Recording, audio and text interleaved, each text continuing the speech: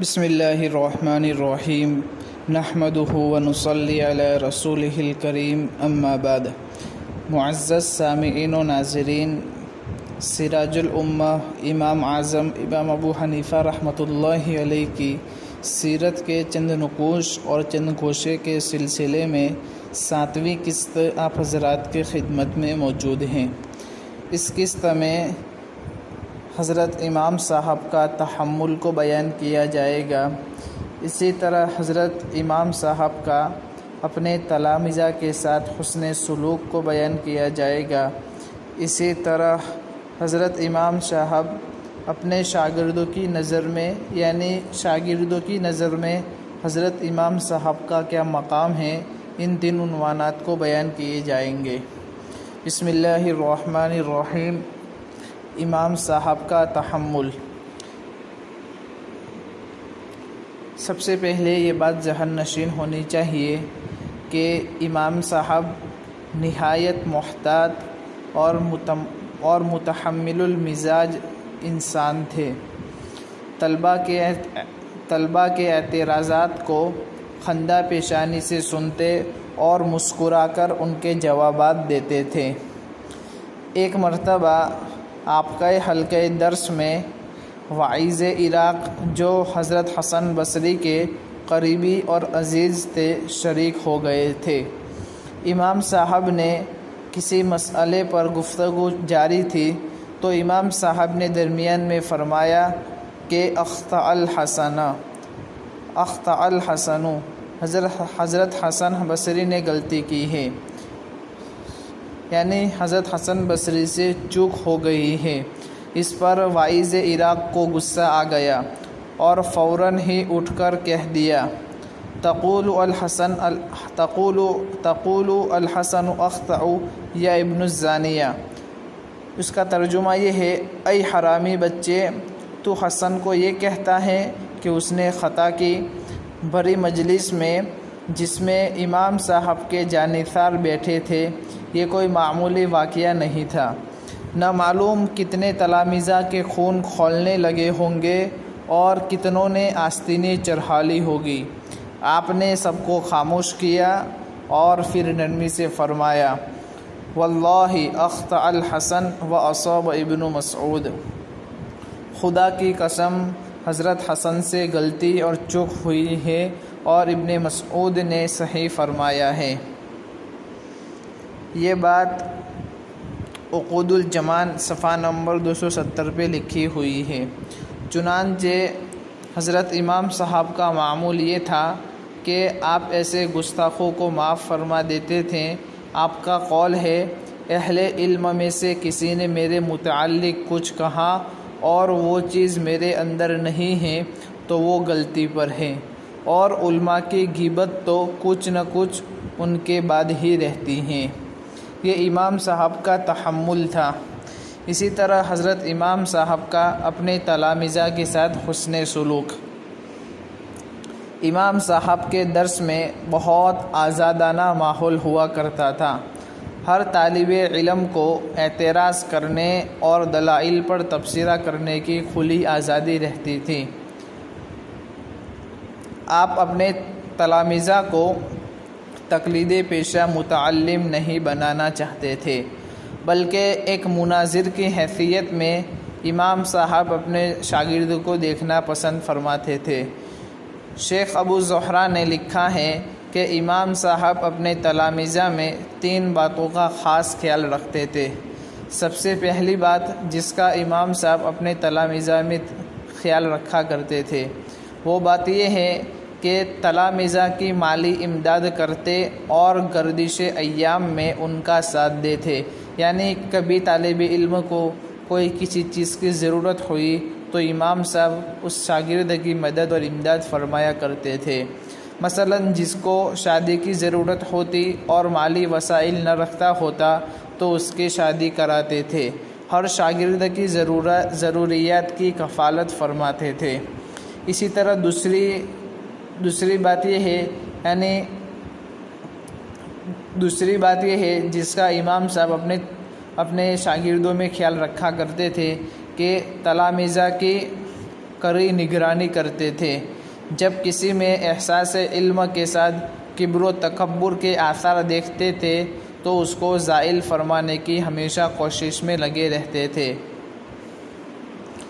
ایک مرتبہ امام ابو یوسف رحمۃ اللہ علیہ کے جی میں اور نفس میں یہ خیال آیا کہ اب انہیں الگ حلقۂ درس قائم کرنا چاہیے۔ امام صاحب نے اپنے ایک ساتھی سے کہا، ابو یوسف کی مجلس میں جا کر یہ مسئلہ پوچھو کہ صورت مسئولہ میں آپ کیا فرماتے ہیں کہ ایک شخص نے ایک دھوبی کو 2 درہم کے عوض ایک کپڑا دھونے کے لیے دیا، پھر اس نے کپڑا مانگا، دھوبی نے انکار کیا اور پھر دوبارہ آیا اور کپڑے کا مطالبہ کیا، دھوبی نے کپڑا دھو کر اس کے حوالے کر دیا۔ اس صورت میں کیا دھوبی اجرت کا استحقاق رکھتا ہے؟ اگر ابو یوسف اس بات میں جواب دے یعنی ہاں میں جواب دے تو آپ کہیں غلط ہے، اور اگر امام ابو یوسف نفی میں جواب دے یعنی رونگ اور نیگیٹو میں جواب دے تو بھی آپ اس طرح کہیں کہ یہ غلط ہے۔ وہ آدمی گیا اور امام ابو یوسف سے مسئلہ معلوم کیا۔ امام ابو یوسف بولے، ہاں اسے اجرت دینی ہوگی۔ اس شخص نے کہا غلط ہے۔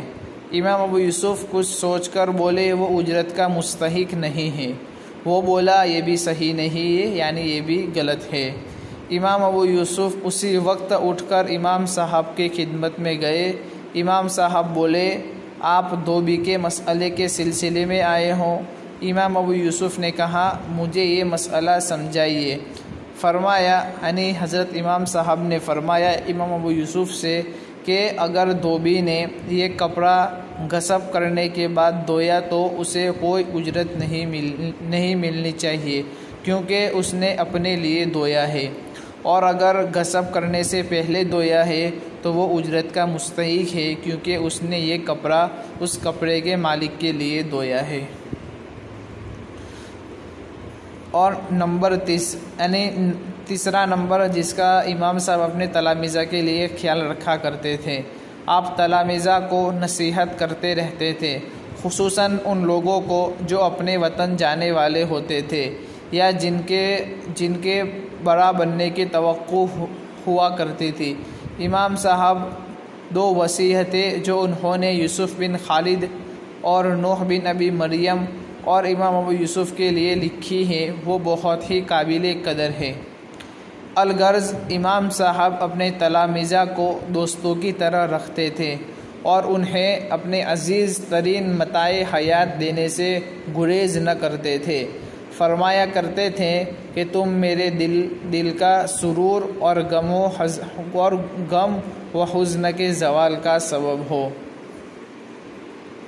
یہ بات سیرت ائمہ 4 جس کے مصنف قاضی اطہر مبارک پوری ہے، انہوں نے صفحہ نمبر 66 پہ لکھی ہوئی ہے۔ اسی طرح تیسرا عنوان شاگردوں کی نظر میں امام صاحب کا کیا مقام ہے۔ امام صاحب جس محبت، اخلاص اور توجہ سے اپنے تلامیذہ کی تربیت کیا کرتے تھے اور ان کی ضرورتوں کا خیال رکھا کرتے تھے، ان کے تلامیذہ بھی امام صاحب کا اسی درجہ ادب و احترام کیا کرتے تھے اور حد درجہ آپ سے عقیدت و محبت کیا کرتے تھے۔ امام ابو یوسف فرماتے ہیں کہ میں اپنے والدین سے پہلے حضرت امام صاحب کے لیے دعا کرتا ہوں۔ امام ظفر جس زمانے میں آپ کی خدمت میں فیض حاصل کر رہے تھے اسی زمانے میں ان کی شادی ہوئی۔ امام ظفر نے امام صاحب سے نکاح خوانی کی درخواست کی یعنی نکاح پڑھانے کے لیے حضرت امام صاحب کو دعوت دی۔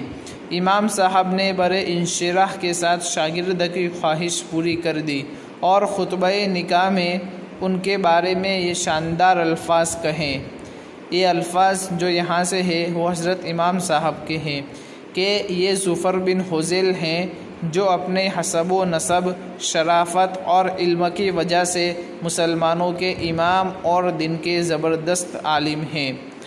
شاگرد کے بارے میں استاد کے ان جملوں سے حاضرین بہت محظوظ ہوئے اور بہت تعجب میں پڑ گئے، لیکن خاندان کے بعض لوگوں نے امام ظفر سے کہا تمہارے قبیلے کے اعیان و اشراف یہاں موجود ہیں، پھر بھی تم نے ابو حنیفہ سے نکاح پڑھوایا۔ اس پر امام ظفر نے کیا ہی شاندار جملہ فرمایا کہ اگر میرے والد یہاں موجود ہوتے تو بھی میں امام صاحب سے ہی نکاح پڑھواتا۔ یہ بات بھی سیرت ائمہ اربعہ کے اندر موجود ہے۔ امام ظفر کے اس جملے سے ایک شاگرد کی استاد کے لیے جو عقیدت و محبت ہونی چاہیے وہ ظاہر ہوتی ہے، وہ بھی اس لیے کہ امام صاحب صرف استاد ہی نہیں، مربی، محسن اور کفیل بھی تھے۔ یہی وجہ ہے کہ امام صاحب کے تمام تلامذہ امام صاحب کا حد درجہ احترام کیا کرتے تھے۔ معزز ناظرین و سامعین، یہاں امام صاحب کے حیات و افکار اور خدمات کے سلسلے میں 7ویں قسط مکمل ہو رہی ہے۔ اب انشاءاللہ اور مضمون اگلے قسط میں بیان کیا جائے گا۔ السلام علیکم ورحمۃ اللہ وبرکاتہ۔